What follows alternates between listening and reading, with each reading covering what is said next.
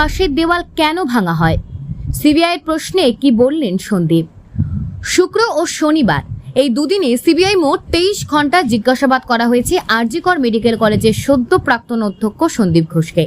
আরজি কর হাসপাতালে মহিলা চিকিৎসক ধর্ষণ খুনের পরে যেখানে ওই চিকিৎসকের দেহ উদ্ধার হয়েছিল, সেই চেস্ট মেডিসিন ডিপার্টমেন্টের সেমিনার হলের কাছে সংস্কার শুরু হয়েছিল।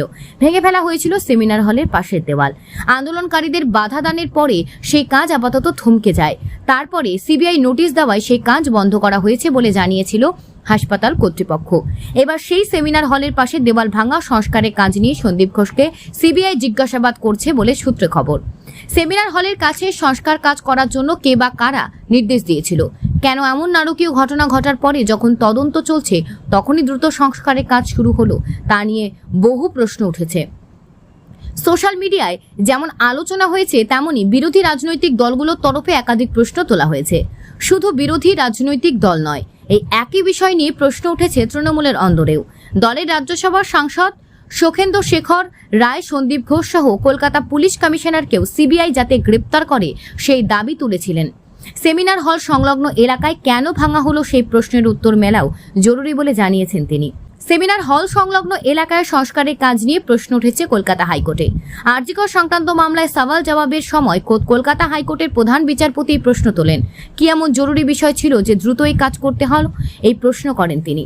তখন রাজ্যের আইনজীবী জানান যে পিও বা প্লেস অফ অকারেন্স এর কোনো ক্ষতি হয়নি, রেস্টরুম তৈরির কাজ হচ্ছিল বলে দাবি করা হয়। তা শোনার পরে প্রধান বিচারপতি প্রশ্ন করেন, জেলা আদালত বা অন্যান্য রেস্টরুমের কি অবস্থা রয়েছে তা দেখতে। কেন আরজি কর হাসপাতালে এই অবস্থায় দ্রুত এই কাজ শুরু হলো? এই আবহে একটি ভিডিও ভাইরাল হয়েছে। আরজি কর হাসপাতালে যে রাতে দুর্বৃত্তরা ঢোকে ব্যাপক ভাঙচুর চালায়, সেই ঘটনায় এক মুহূর্তের ভিডিও শোনা যাচ্ছে। কেউ একজন সেমিনার হলে যেতে বলছিলেন। তখনই প্রশ্ন ওঠে, তাহলে কি সেমিনার হল ভাঙচুর করার লক্ষ্য ছিল দুর্বৃত্তদের? বারবার প্রশ্ন করে উত্তরে অসঙ্গতি রয়েছে কিনা বোঝার চেষ্টা।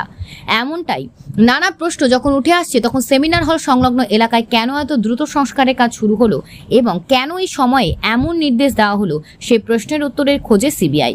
সূত্রে খবর, এদিন সন্দীপ ঘোষকে ফের পুরনো প্রশ্নগুলি করে দেখা হবে তার আগের উত্তর এবং এদিনের উত্তরের মাধ্যমে কোনো অসঙ্গতি রয়েছে কিনা।